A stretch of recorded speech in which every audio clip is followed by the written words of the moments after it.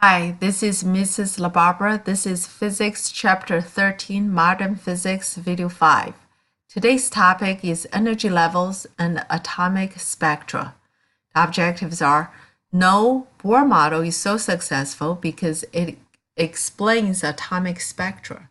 Understand, an electron may jump to a higher energy level if it is hit with a photon with the correct energy to make the transition.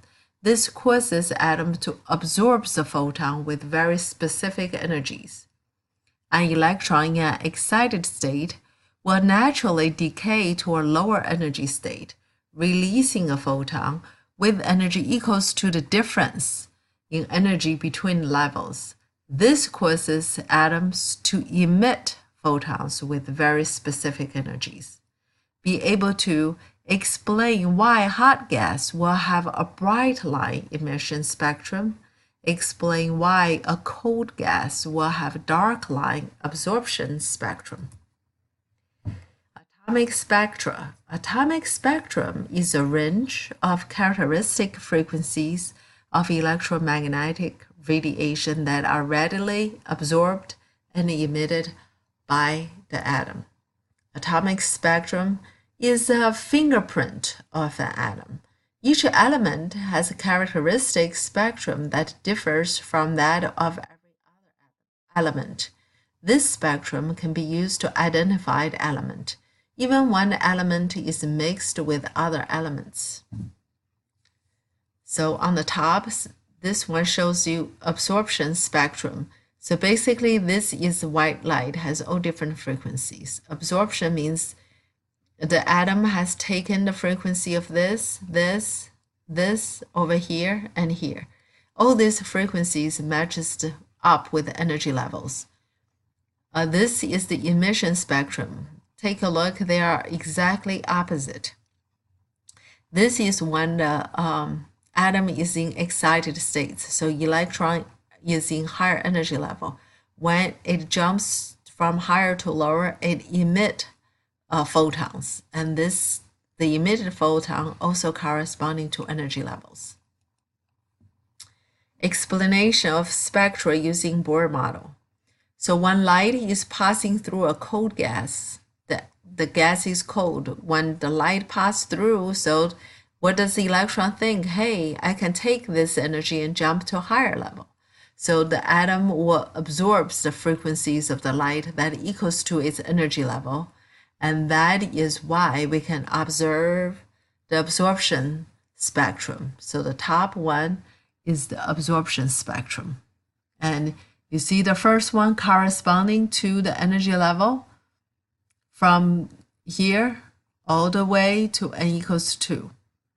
And this one, as the frequency getting lower, this one corresponding to energy level from here, D, to E, from here, red one to the one closer. So each line corresponding to the energy level. So when a gas is heated or hot gas, it has energy. That means electron is in a higher energy level. It naturally falls down to lower energy level. When it falls down, will emit the photon that's equal to the difference between the energies of initial and final states. This is why we see the emission line on the spectra. So here are the emission line. Emission line is to emit from higher to lower. Dark one is from lower to higher. Okay, they all corresponding to the same energy levels. So absorption line is going from lower to higher level and between these two levels. Okay. Emission line is from high to low. Atomic spectra provide evidence for Bohr model. So this is a, how do you know Bohr model is what it is? Nobody can really see inside an atom. So you see the evidence outside of it. So how do you explain? Bohr model can really explain atomic spectra using his energy levels. So the existence of spectrum demonstrates that atoms have discrete energy levels. Energy in atom is quantized. Atoms can produce only specific sets of photons.